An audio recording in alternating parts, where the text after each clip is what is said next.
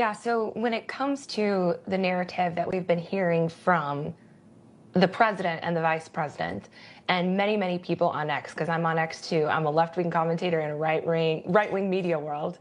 The facts are that the left is not the party of violence.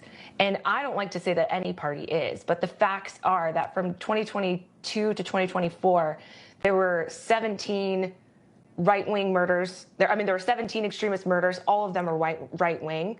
And then 13 extremist murders. All of them are right-wing from 2022 to 2024. So it's not in any way that the left is responsible for the violent extremism. And you could say that it was BLM or Antifa, but BLM and Antifa are not left-wing organizations. They're anarchists.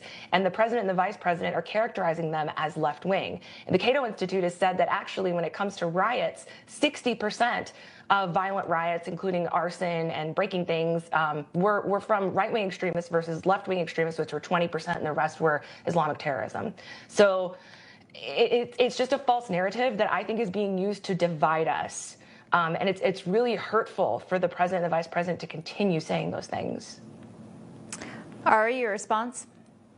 Madeline just disproved her own statistics. If you're going to say that Antifa and BLM are not left-wing organizations and that they're anarchists and that they're some kind of terrorists, you just removed a huge part of the equation. Tell me, if they're not left-wing, why did all the Democrat members of Congress and the Senate take a knee during the George Floyd riots? Why was Kamala Harris, former vice president, then vice presidential candidate, calling for people to support a bail fund to bail out the rioters?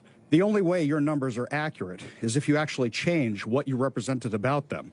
This was left-wing violence. This was because of what Charlie Kirk said, that the left didn't like it, and now the left is trying to change the narrative. I saw the other day, the left is saying the firebombing of Josh Shapiro's mansion, that was right-wing violence. That was a pro-Hamas lunatic. And the only ones I see supporting Hamas are the far, far left and major Democrats, including Ilhan Omar, Rashida Tlaib, AOC, and those types. And to say that this isn't a left-wing problem is beyond insane and only works if you change the data. Madeline, I'll give you the final word. I'll give you the final word. Sure. Thank you so much. So you're right.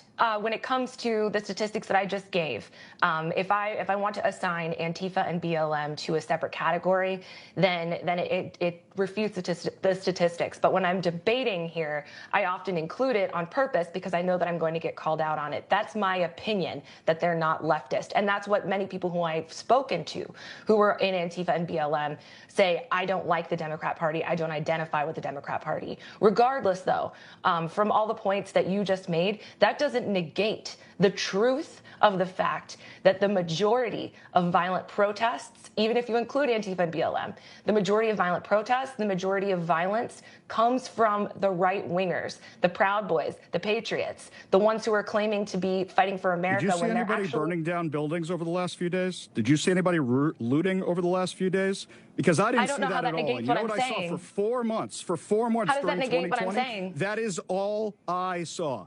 That is all I saw. And I saw the Democrats. I'm sure that's true because you weren't shown the full picture. Like people like Kamala Harris raising money to get the rioters out of jail. So you may say that the BLM and Antifa types don't support the Democrats, but the Democrats support the BLM and Antifa types. You're right. And I'm tired of the left being so bad at messaging and not distinguishing it, because as you're accurately pointing out, there needs to be somebody who distinguishes it. But again, that does not refute the fact that the independent organizations have all said that actually the majority of homicides that come from extremists are on the right. The majority of violent protests come from right-wingers. You wouldn't know that from all the school shootings, which were trans shooters, would you now?